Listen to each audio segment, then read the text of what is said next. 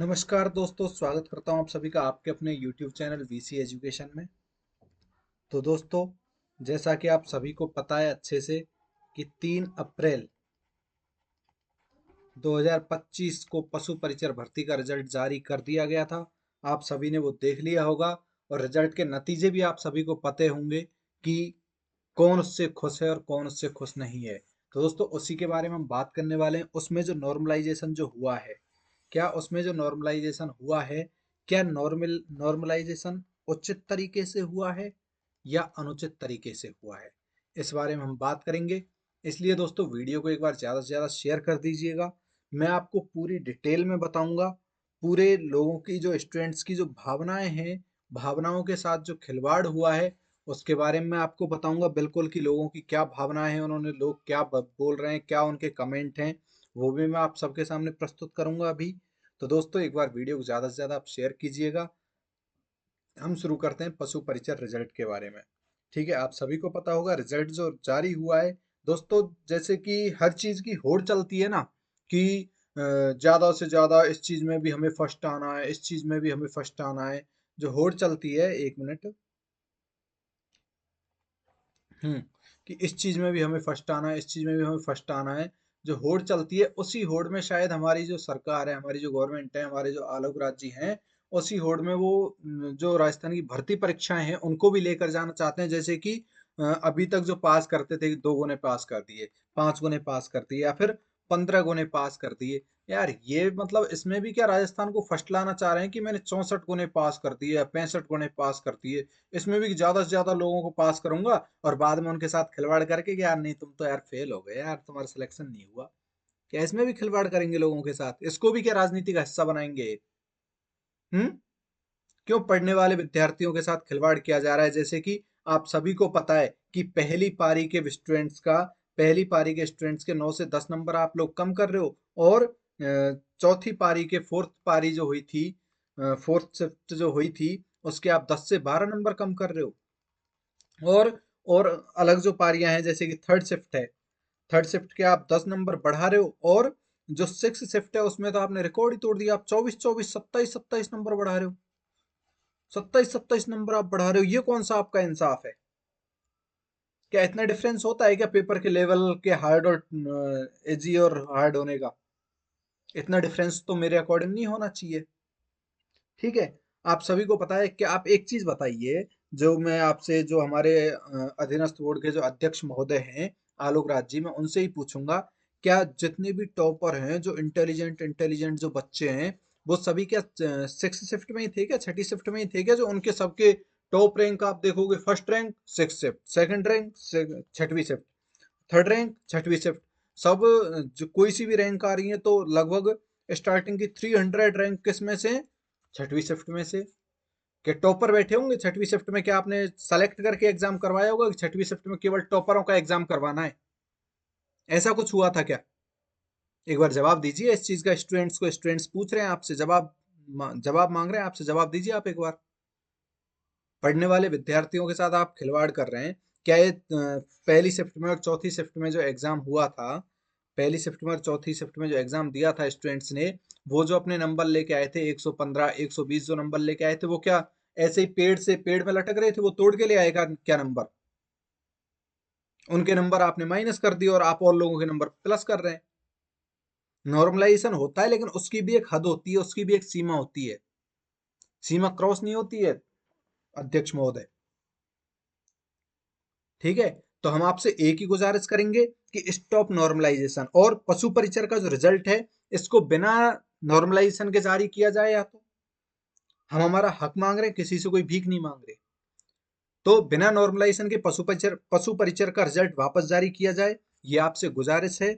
हम हमारे सीएम साहब भजन लाल शर्मा जी से भी गुजारिश करेंगे कि इस रिजल्ट पर एक बार ध्यान दिया जाए कि इतनी जो नॉर्मलाइजेशन में जो इतना डिफरेंस आया है, इतने डिफरेंस का मुख्य कारण क्या है? एक बार इसकी कार्यवाही की जाए, इसकी जांच की जाए। एक बार मैं आपको, जो हमारे स्टूडेंट्स हैं, हमारे जो भाई बंधु हैं, उनकी भावनाएं मैं आपके सामने शेयर कर देता हूं एक बार। जैसे कि ये तो हमारे जो कोचिंग इंस्टीट्यूट चलता है, माइंड मैप नाम से यूट्यूब चैनल है, मैं एक बार कलर चेंज कर लेता हूँ। माइंड मैप नाम से जो यूट्यूब चैनल है मदन सर का जो है, उन्होंने जो ट्वीट किया है लोगों के स्टूडेंट्स के सपोर्ट में, इन सभी का बहुत दिल से शुक्रिया अदा करना चाहूंगा जिन्होंने स्टूडेंट्स के सपोर्ट में जो अपना कदम उठा रहे हैं। और आप सभी स्टूडेंट्स से भी मैं एक ही गुजारिश करूंगा कि इन पोस्टों को ज्यादा से ज्यादा रीट्वीट करें, रीपोस्ट करें ज्यादा से ज्यादा, या फिर रीट्वीट करें, जिससे कि सरकार तक हमारी बात पहुंचे। और नहीं तो आप क्या सोच रहे हैं, बहुत सारे लोग सोच रहे होंगे कि ये पशु परिचर की एग्जाम में जो हुआ है ठीक है, हो गया, हमारा क्या मतलब पड़ रहा है, हमारे तो इतने नंबर नहीं आ रहे थे, या फिर कुछ भी है। आगे जाके जो भी सीईटी से बाहर एग्जाम होंगी, सीईटी से बाहर जितनी भी एग्जाम होंगी, सब में नॉर्मलाइजेशन होगा, क्योंकि फॉर्म दबा के आएंगे। सीईटी हर किसी का पास हुआ नहीं, ठीक है, तो फॉर्म कैसे आएंगे, बहुत भयंकर आएंगे, दबा के आएंगे। फिर क्या होगा, उनको 2 से 3 पारियों में कंडक्ट करवाया जाएगा। उसके बाद क्या होगा, यही नॉर्मलाइजेशन का चक्कर बाबू भैया। क्या, नॉर्मलाइजेशन। और नॉर्मलाइजेशन में क्या होगा, किसी के 30 नंबर बढ़ाएंगे और किसी के 30 नंबर कम करेंगे। फिर क्या होगा, वही सेम पशु परिचर वाला, वही लोग अपने व्यू बढ़ाएंगे, हाँ वो वॉच टाइम बढ़ाएंगे, व्यूज बढ़ाएंगे, और चलता रहेगा। वो अपनी राजनीति खेलेंगे और आप क्या करोगे, उनके वीडियोस देखते रहोगे, हाँ इसने ये बोला है हमारे लिए, बस यही है। लेकिन मैं इनका शुक्रिया अदा करूंगा कि ये आपके सपोर्ट में बोल रहे हैं। कुछ लोग ऐसे भी हैं जो कि हाँ जिनकी फर्स्ट रैंक आई है उनको हम प्राइज देंगे, सम्मान समारोह रख रहे हैं, सम्मान समारोह। क्या मतलब है साहब, ठीक है रखो, जो मेहनत से लग रहे हैं उनको आप सम्मानित करो, कोई बुराई नहीं है। लेकिन किसी के नंबर आ रहे हैं 100 और उसको डायरेक्ट ही 124 नंबर उसके मिल गए, 127 नंबर उसके हो गए, कितने हो गए, 127 नंबर हो गए, रैंक आ गई उसकी, बढ़िया सेलेक्ट, कोई दिक्कत नहीं। आगे जाके यहाँ भी किसी की फर्स्ट पारी में, फर्स्ट शिफ्ट में, मैं आपको बता दूं एक बार ब्लैंक से बोले लेता हूँ।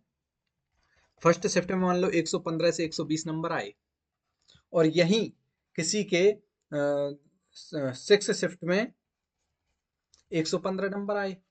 तो इसके तो कितने हो गए नॉर्मलाइजेशन के बाद, आफ्टर नॉर्मलाइजेशन,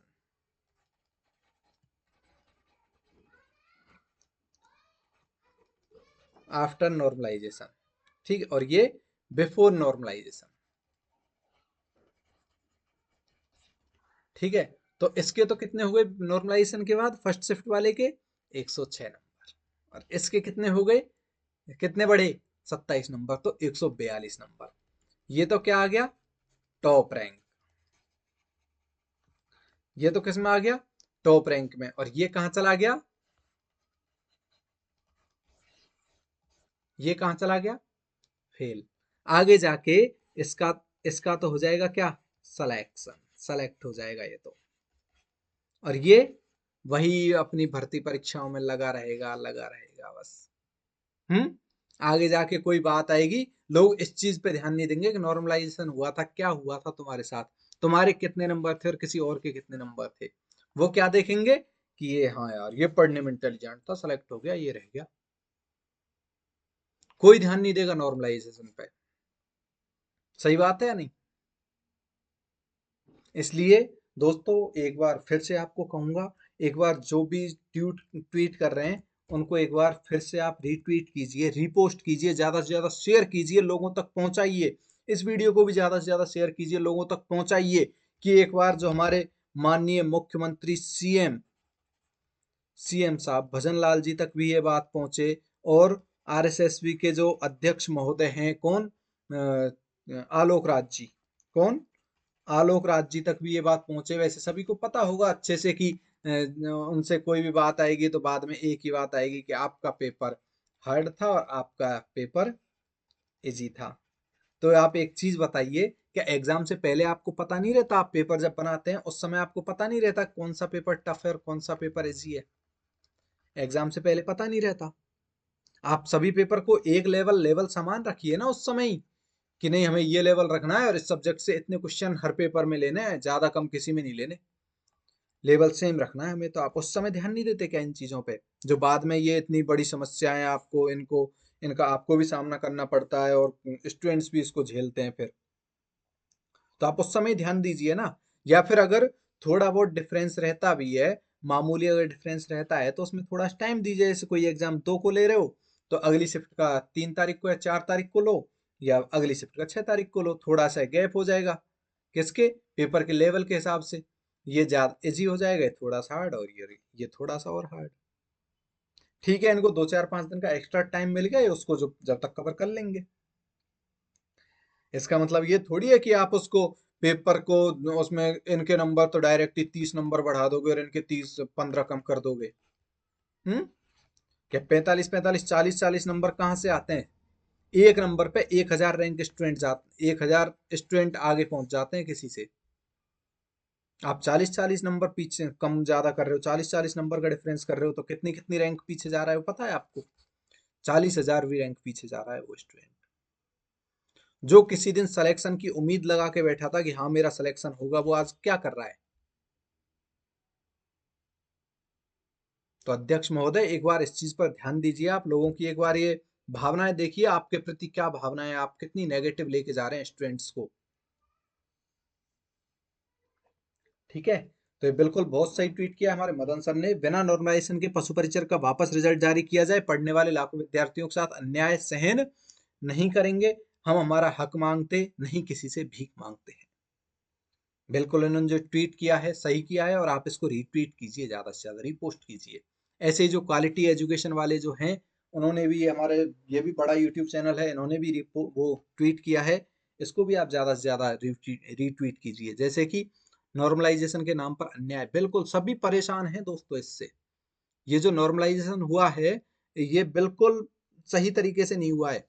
ठीक है, आप लोगों ने नॉर्मलाइजेशन किया, तो आप एक बार ये चीज़ देखिए, फर्स्ट शिफ्ट का जो पेपर हुआ था, फर्स्ट शिफ्ट वालों को पता था कि पेपर का लेवल के क्या रहेगा? लेवल क्या रहेगा?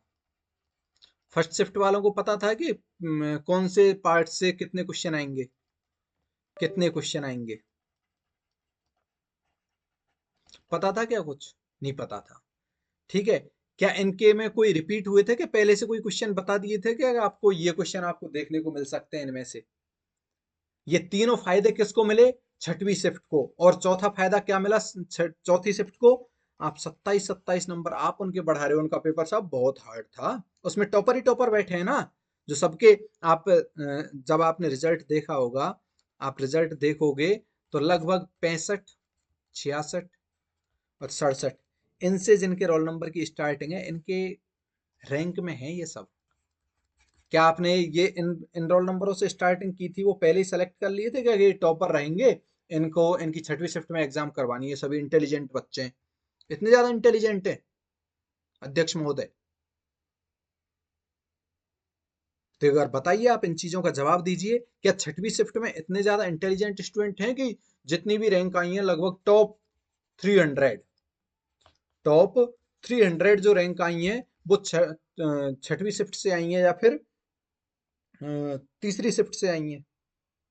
क्या तीसरी और छठवीं शिफ्ट में इतने ज्यादा इंटेलिजेंट लोग हैं? सभी वो सिलेक्टेड थे पहले से इंटेलिजेंट लोगों की एग्जाम इन शिफ्टों में मैं कंडक्ट करवाऊंगा।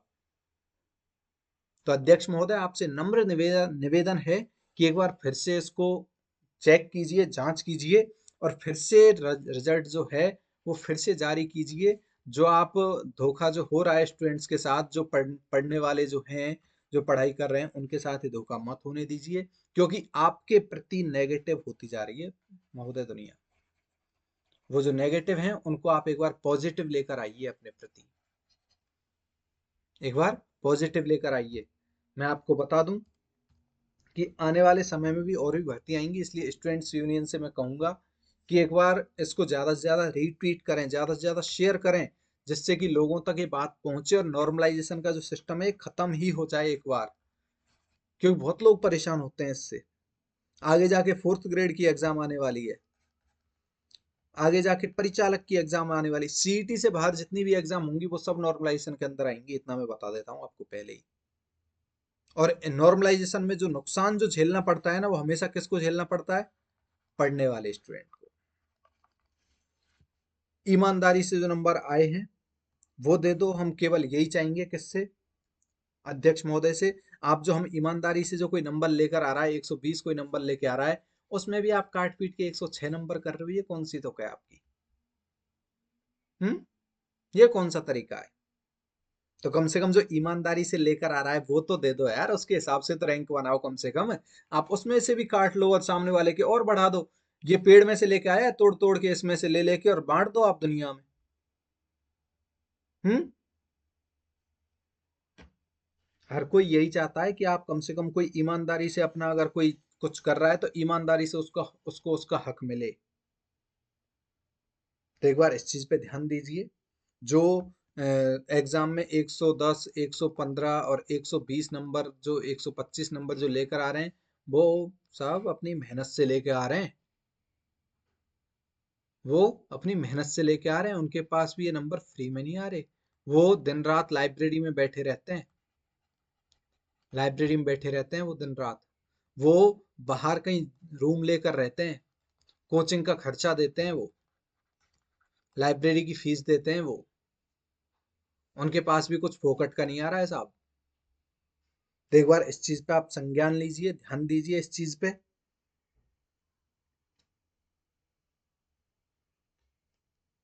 अब वही है कि अगर कोई भी कुछ भी बोलेगा तो आप क्लियर एक ही नाम लेंगे कि पेपर का लेवल हार्ड और इजी। तो उसके लिए मैंने बता दिया अध्यक्ष महोदय कि आप पेपर का लेवल सेम रखिए, जिससे कि बाद में दिक्कत नहीं आए। आप सभी को अच्छे से पता है, जो फर्स्ट शिफ्ट में जो क्वेश्चन आए थे वो लास्ट की 5 जो शिफ्ट हैं, 5 शिफ्टों में लगभग 10 से 15 क्वेश्चन रिपीट हुए थे। 10 से 15 क्वेश्चन रिपीट हुए थे। क्या फर्स्ट शिफ्ट को ये फायदा मिला था क्या रिपीट क्वेश्चन देखने का? उनको clear as it is question मिल गए देखने को कि हाँ ये क्वेश्चन आ रहे हैं, इनको पढ़ी जाते हैं, इनमें से कुछ तो मिलेगा ही। उनको वो 10-15 क्वेश्चन का वो फायदा नहीं हुआ जो ऊपर से आप 27 क्वेश्चन का और फायदा करवा रहे हो। तो एक बार इन चीजों पे ध्यान दीजिए अध्यक्ष महोदय।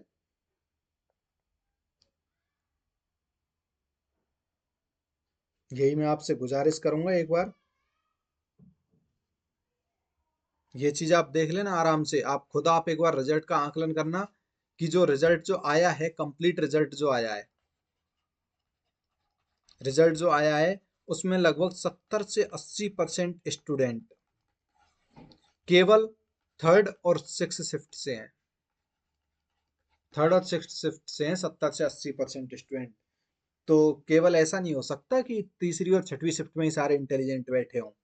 सिलेक्शन और भी शिफ्टों से हो सकते हैं। अगर कब होंगे सिलेक्शन?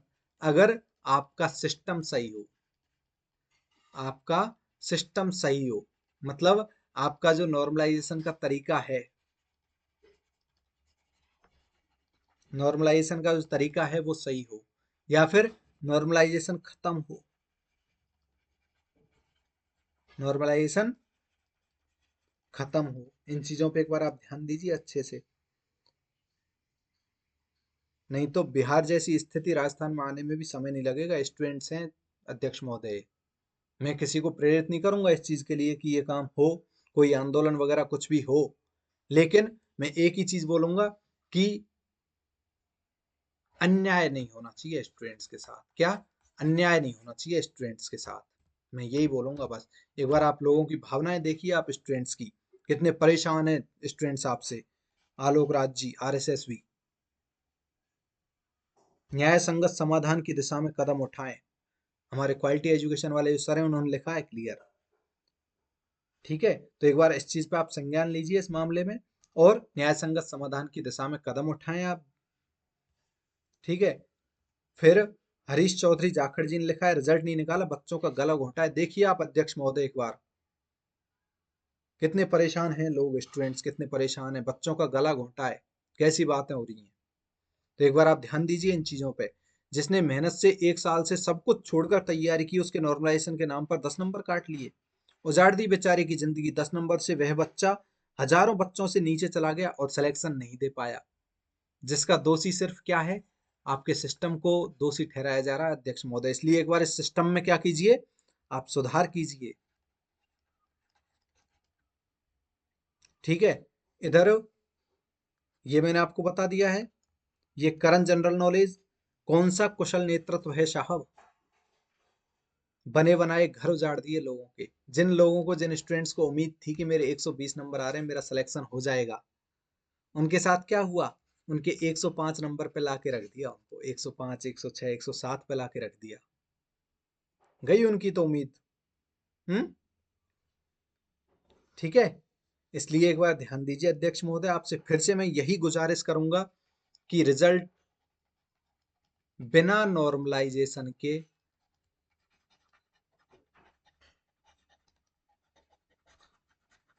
फिर से जारी हो।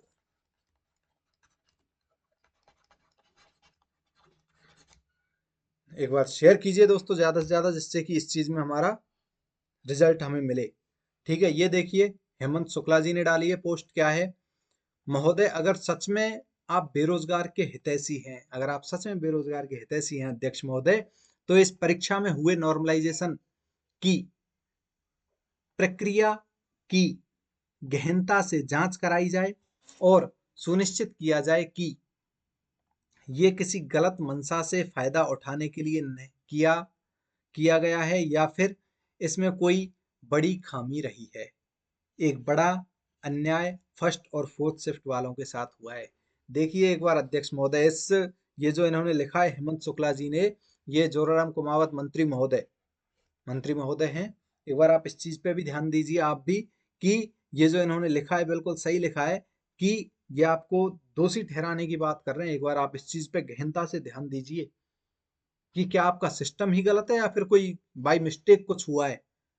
तो आप उस बाई मिस्टेक या फिर आपकी जो जांच जो करवाई जा रही है कि ये कौन सी गलत मंशा से किया जा रहा है, ये गलत मंशा को आप सही मंशा में बदलिए एक बार अध्यक्ष महोदय।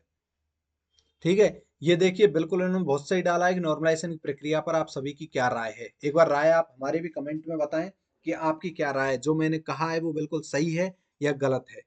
एक बार बताएं, आप ज्यादा से ज्यादा कमेंट करें, लोगों को ज्यादा से ज्यादा इतना कमेंट कर करके इतना वो कर दें इसको कि गवर्नमेंट तक पहुंचे हमारी जो बात है वो। देखिए इन्होंने क्या लिखा है, अगर किसी ने 100 सवाल सही किए हैं नॉर्मलाइजेशन के बाद अंक, अगर किसी ने 100 क्वेश्चन सही किए हैं काट पीट कर, तो उसके नॉर्मलाइजेशन के बाद कितने अंक आएंगे शिफ्ट वाइज? पहली शिफ्ट में 91, कितने कम हुए? 9। सेकंड शिफ्ट में 3 बढ़ गए, थर्ड शिफ्ट में 11 बढ़ गए, फोर्थ शिफ्ट में 12 कम हो गए, फिफ्थ शिफ्ट में 5 बढ़ गए, और सिक्स शिफ्ट में 24 बढ़ गए। ये देखो, और ये देखो, और ये देखो, क्या इनके साथ अन्याय नहीं हुआ? कहाँ आप 24 बढ़ा रहे हो?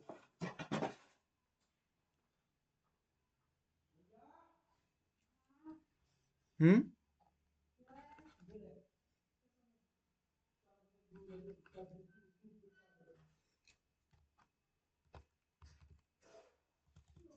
तो एक बार इस चीज पे ध्यान दीजिए।